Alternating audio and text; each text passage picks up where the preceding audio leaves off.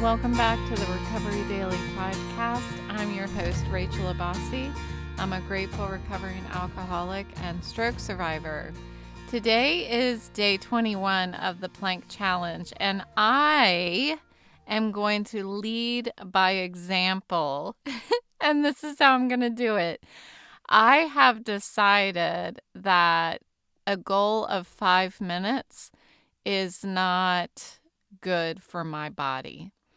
So I am going to switch my goal to 3 minutes. And I think that it is brave to acknowledge when your body needs to be taken care of and that you're pushing it too hard. And I was pushing it too hard. So this month I'm going to go for 3 minutes instead of 5 minutes. So I really commend any of you who are going for 5 minutes because, I did it several years ago. Gosh, how long's it been? I guess 7 years ago or something like that. I did 5 minutes, but my body's a lot different post-stroke and all of this stuff. So I'm going to go for 3 minutes. So there you have it. So our 3-minute folks are going to be doing 110 seconds today, and our 5-minute folks are doing 150 seconds again today. So this is the same as yesterday, same time frame. So good luck. And don't be afraid to say when, if you need to say when. And that's what I'm doing today. So this episode is dedicated to my loving children. I want to scare them into sleeping more. So here we go. Repetition, they say, is the mother of all learning. So who is they? I don't really know. Honestly, I looked and a bunch of people say it. So, but now we know why. Now we know why repetition is the mother of all learning. It's this consistent repetition that strengthens the neural pathways in our brains. And this is a concept known as neuroplasticity. I talked a lot about neuroplasticity months ago when I was dipping and dabbling in vision therapy prior to coming to the realization that vision therapy might not be for me right now. I'd like to find out what's wrong with me before we try to put myself through misery, not knowing if it's actually going to fix anything. So neuroplasticity is the science behind our ability to learn everything from playing the piano to mastering voiceover, which is what I'm doing over the past, I guess, week or so. Anyway, up until March 15th, that's my goal. I'm going to be mastering voiceover.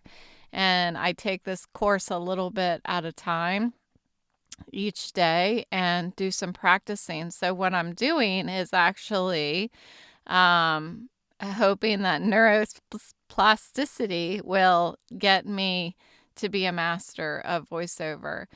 But what I also learned from my psychiatrist this week was that we also need to unlearn habits. And we do this through a process called synaptic pruning.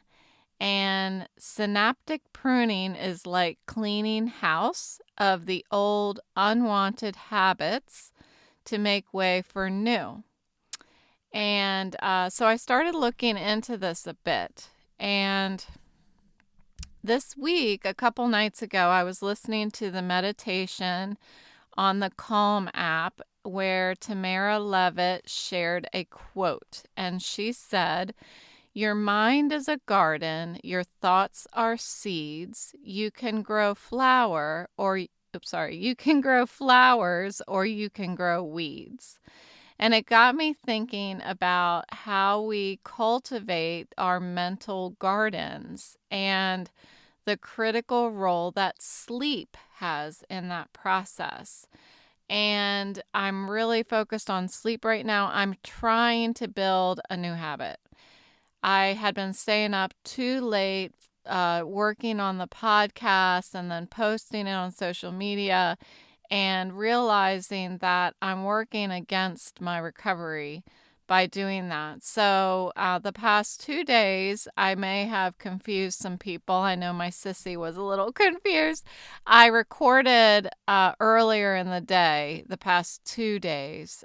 So if you check the app at a certain time every day, you might have either had two that were new, or you were delayed in getting one. So that's why I've been switching up my time a little bit as I try to get myself to go to bed earlier. And so I've been focused a lot on sleeping, and I was thinking, what really happens in the brain when we don't get enough sleep? And aside from feeling like a zombie, lack of sleep can wreak havoc on our brains. And I think this is pretty much understood. We all know it's bad for us, but what's actually going on?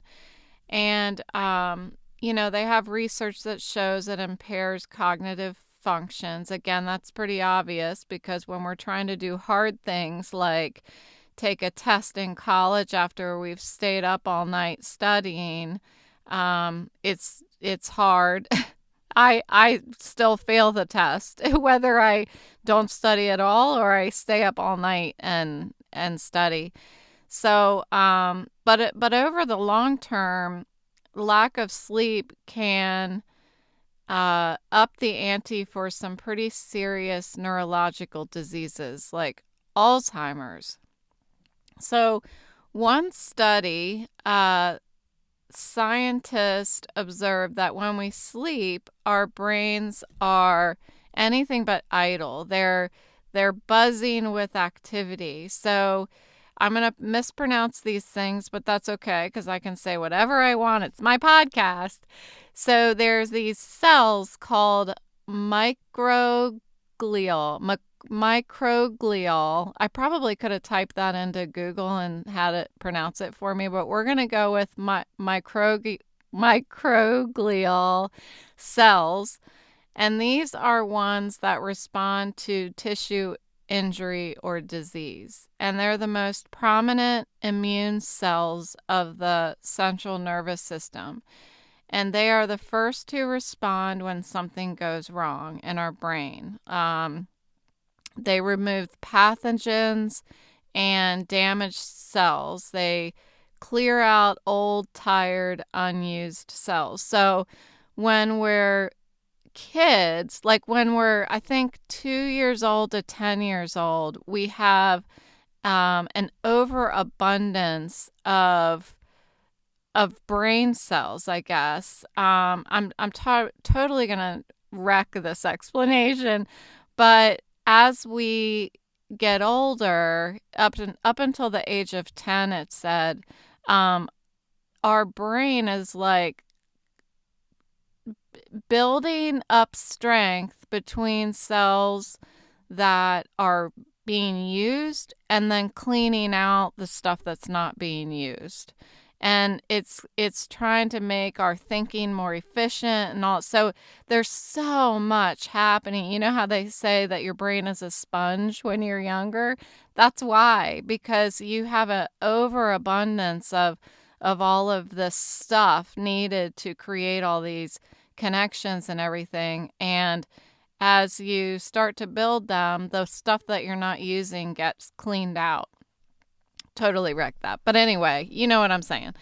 And so these type of glial cells called astrocytes, they clean up these synaptic connections. So astrocytes make up the majority of the cells in the human central nervous system. They perform the tasks that keep balance in all of our systems. and they perform neuroprotective tasks like defending our central nervous system against injury in the case of things like a stroke, or neurodegenerative disorders like Alzheimer's. So these astrocytes, they clear away excess neurotransmitters, and they stabilize and regulate the blood-brain barrier. And the blood-brain barrier is this kind of wall that like keeps harmful stuff away from our brains.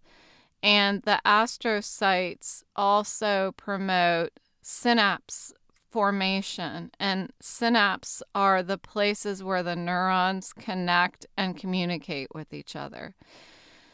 So the process of these astrocytes doing their work is impacted by disease and aging and our environment and sleep, to name a few. So when we don't get enough sleep, this is what's interesting to me. When we don't get enough sleep, this house cleaning process in our brains goes into overdrive. So the astrocytes are so active when we are sleep deprived that they are not only getting rid of damaged cells, but also perfectly normal ones too. So it's like our brain is actually starting to self-cannibalize, and it's like a frenzy, inside our brains, and it's been linked to neurodegeneration. So we not only feel like a zombie when we don't get enough sleep, our brains are actually becoming zombie-like. So your brain's eating itself, kids. When you don't get enough sleep, your brain is eating itself. And that's how I plan to scare my kids in this episode. In my life, I have felt the extraordinary effects of sleep deprivation, particularly the years and years when I was actively drinking, staying up as late as I possibly could until I just plain old passed out, and then getting up like 2 hours later for work, driving an hour and a half into work, and then training a class all day, and then driving an hour and a half back home and starting to drink again. As someone now managing a mild cognitive disorder, I have noticed that sleep is my ally in being able to speak more easily. I find that if I don't get enough sleep, I have a harder time finding my words. I have a harder time focusing, whether it's focusing audibly, focusing visually, or focusing mentally, all of them. And I'm super sensitive to it now after I had my stroke. It really affects me quickly if I'm not taking care of myself. So even when I do get enough sleep, in order for me to listen, to really listen and ingest information well, I have to close my eyes and concentrate on, if it's a lot of heavy information, I have to really close my eyes and focus on what I'm hearing. And I guess I'm visualizing it. I'm visualizing what I'm hearing, which I haven't really been able to articulate what I'm doing and why I have to close my eyes. But if I have my eyes open, it's a distraction. And I guess it's just because I've always been a visual learner. I've always been actually both. I needed both. But Now I'm learning how to be an audible learner. And in order to do that, I have to close my eyes so that I can create the visualization that I no longer can observe with my eyes. So, listening to things like voiceover, enjoying a football game, this stuff is a learned skill in my stroke recovery. And without enough sleep, I just plain old can't do it. And it's more than that, like I said, I can't even communicate well if I don't get enough sleep now. And I imagine before I had my stroke and back when I was drinking, uh, I imagine the damage that I was doing to myself by not sleeping. Now I can see it because it's so obvious to me now, as I kind of stumble through the stroke recovery stuff. And when I don't get enough sleep and I stumble into a negative cycle of sleep, it's very difficult to reverse or break free once I'm in it. And I know that's the case for, kids, my kids, for example.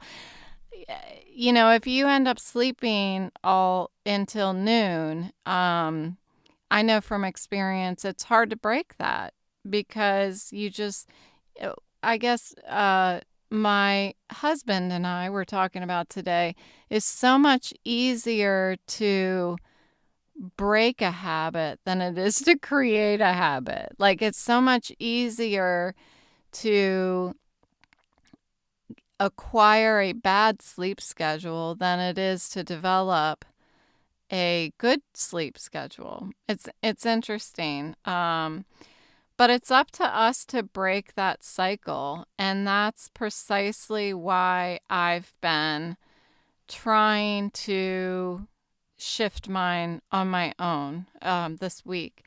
So the truth is I have lost a lot through my stroke and my battle with alcoholism. And the cells that I have left in my brain are very precious to me, and I need to protect them. And sleep is essential to protect my brain. It's essential to protect my garden, to allow the flowers to grow. And so I think that it's important for us to commit to nurturing our mental gardens and give ourselves the rest that we need to grow these flowers instead of weeds. It's not just for people who are in recovery, but it's anyone, kids. But for me, I need to, I need to preserve the precious cognitive abilities that I have left and focus on neuroplasticity. Focus on, it's almost like, giving the nutrients to the soil in order for me to be able to relearn things. If it's possible, I don't know if I can relearn whatever's going on with my eyes. But if I don't get enough sleep, I certainly can't. And I don't need to prune my garden right now. I need to nurture it so that I can get things to grow.